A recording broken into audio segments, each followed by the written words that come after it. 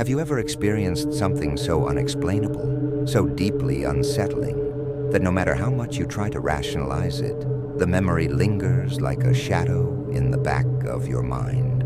I have. And to this day, I still don't know how to make sense of what I saw that night. I'd like to preface this by saying that I live a pretty, quote-unquote, straight-edge lifestyle. I don't drink, I don't do drugs, and I don't dabble in anything that could cloud my perception of reality. So when I tell you that what I saw and heard last New Year's Eve wasn't some drunken hallucination, I mean it. It was real. And the more I think about it, the more I wish it wasn't. I live on the outskirts of a small southern town. The kind where everybody knows each other and nothing out of the ordinary ever really happens.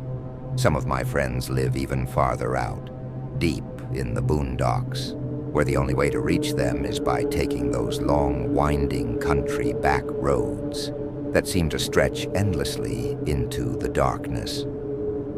One of my friends, Darren, lives in one of the richer neighborhoods in the area, a secluded community surrounded by dense forest, only accessible by those same isolated roads.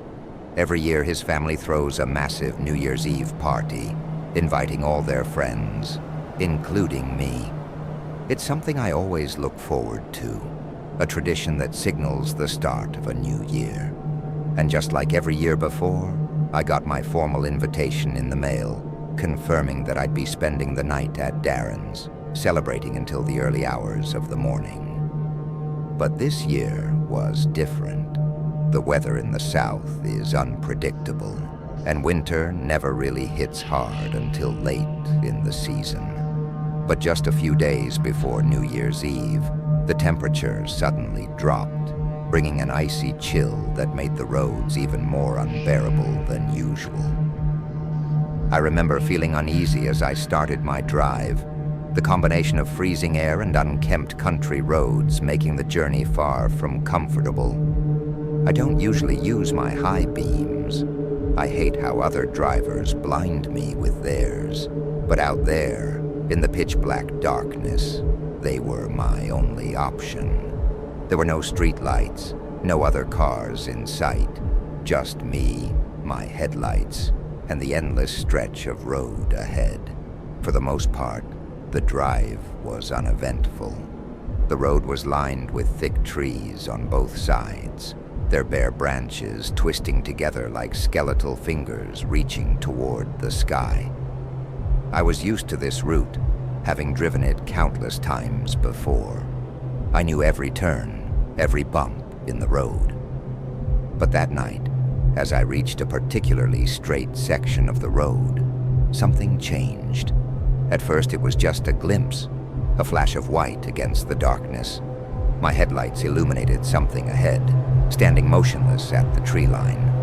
As I got closer, the shape became clearer. It was a woman. She was standing completely still, her back against the trees, facing the road. She was wearing a long, flowing white dress, something delicate and thin, not at all suited for the freezing weather. I kept my brights on, out of caution, but the glare made it impossible to see her face clearly. I could tell she wasn't moving. She wasn't waving for help. She wasn't trying to get my attention. She was just standing there. A cold shiver ran down my spine as I passed her, my fingers tightening on the wheel. In my mind, I rationalized it. Maybe she was lost. Maybe her car had broken down. Maybe she was heading to Darren's party. But something deep inside me told me not to stop. Something told me to keep driving. Still, curiosity got the best of me. As I glanced in my rearview mirror, my breath caught in my throat. She had turned. She wasn't walking, wasn't following me, just standing there, facing the direction I had gone, her body now positioned toward my car, watching me. I tried to shake the feeling as I finally pulled into Darren's driveway.